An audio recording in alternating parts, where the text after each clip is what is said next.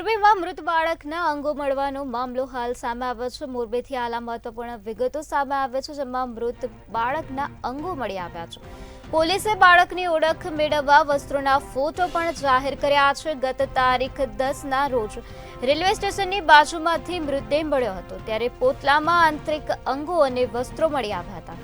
તારીખ 11 જાન્યુઆરીના રોજ મૃત બાળકનું માથાનો ભાગ મળી આવ્યો હતો। માથું પ્રાણીઓએ ફાડી ખાધેલ હોવાથી ઓળખ થઈ ન હતી। મોરબીનો આ બનાવ છે, જ્યાં મૃત બાળકના અંગો મળવાનો મામલો હાલ પ્રકાશમાં આવ્યો છે, જેમાં પોલીસે બાળકની ઓળખ મેળવવા માટે વસ્ત્રોના ફોટા પણ જાહેર કર્યા છે, જેમાં ગત તારીખ 10ના રોજ રેલવે સ્ટેશનની બાજુમાંથી આ મૃતદેહ મળી આવ્યો હતો। પોટલામાં આંતરિક અંગો અને વસ્ત્રો મળી આવ્યા હતા। તેથી તારીખ 11 જાન્યુઆરીના રોજ મૃત બાળકનું માથાનો ભાગ પણ મળી આવ્યો હતો, ત્યારે આ માથું પ્રાણીઓએ ફાડી ખાધેલ હાલતમાં મળી આવ્યું હતું, જેના કારણે કોઈપણ પ્રકારની ઓળખ થઈ નથી। તો હાલ આ સમગ્ર મામલે પોલીસ દ્વારા વધુ કાર્યવાહી હાથ ધરવામાં આવી છે।